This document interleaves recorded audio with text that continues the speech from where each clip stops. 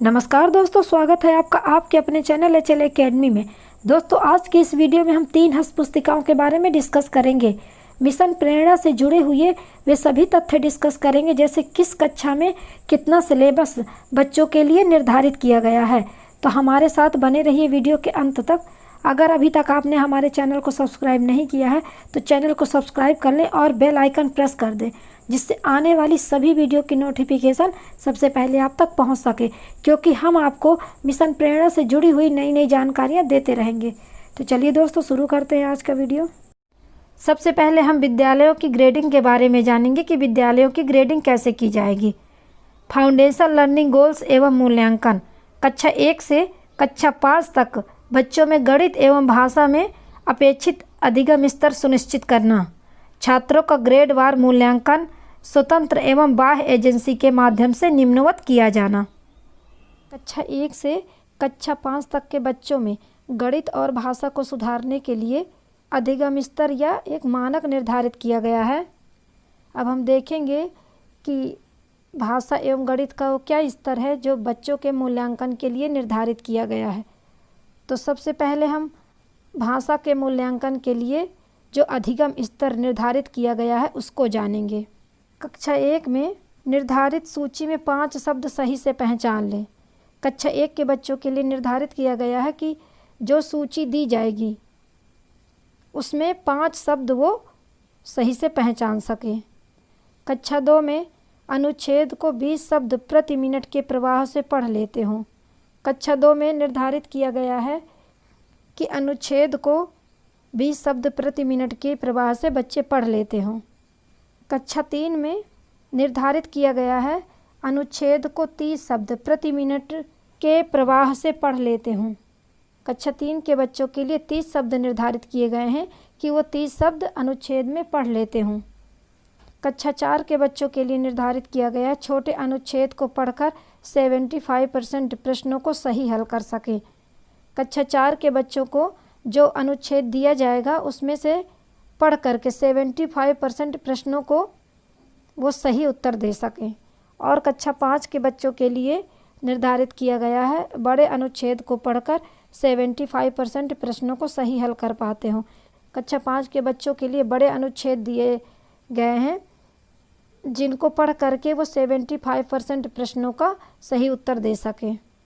ये तो था भाषा में सुधार करने के लिए जो अधिगम स्तर निर्धारित किया गया है। अब हम जानेंगे कि गणित का क्या स्तर है जो कक्षा 1 से कक्षा 5 तक के बच्चों में सुधार करने के लिए निर्धारित किया गया है। कक्षा 1 के बच्चों के लिए निर्धारित सूची में 5 संख्याएं सही से पहचान सके। एक सूची दी जाएगी तो उसमें कक्षा 1 के बच्चों को 5 संख्याएं पहचानना होगा।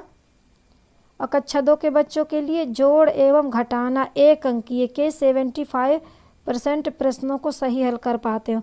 कक्षा 2 के बच्चों के लिए जोड़ एवं घटाना 1 अंक के दिए जाएंगे तो उनमें वो 75% प्रश्नों को उन्हें हल करना होगा। जोड़ एवं घटाव हासिल के साथ 75% प्रश्नों को सही हल कर पाते हो।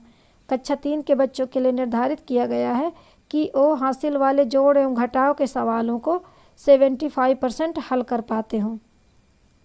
कक्षा 4 के बच्चों के लिए निर्धारित किया गया है गुणा के 75% प्रश्नों को सही हल कर पाते हों।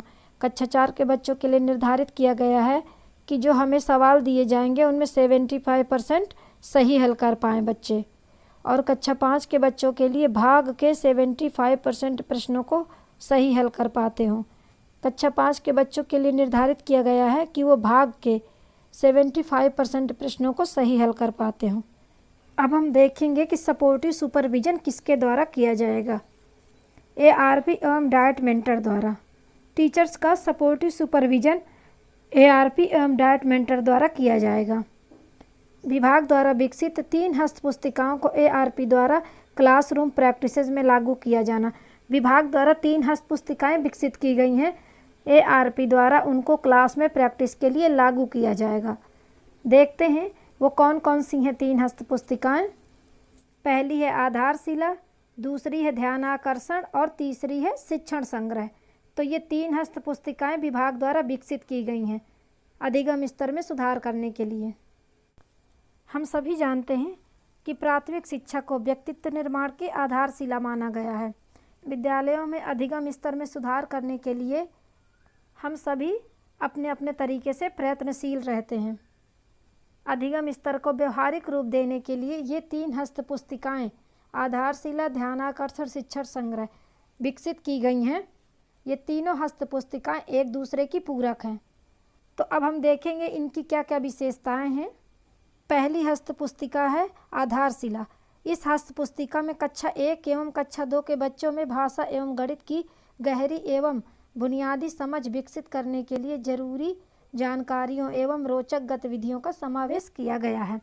इस हस्तपुस्तिका में कक्षा 1 एवं कक्षा 2 के बच्चों गणित एवं भाषा में सुधार करने के लिए नई नई रोचक जानकारियाँ दी गई हैं, जिससे बच्चे बहुत आसानी से सीख सकेंगे।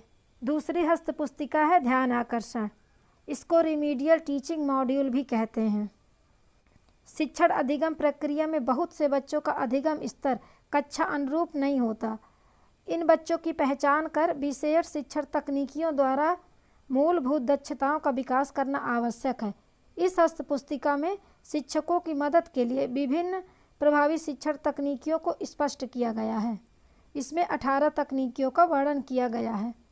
ध्यान आकर्षण मॉड्यूल यानी कि रिमेडियल टीचिंग मॉड्यूल में 18 प्रकार की तकनीकियों का वर्णन किया गया है।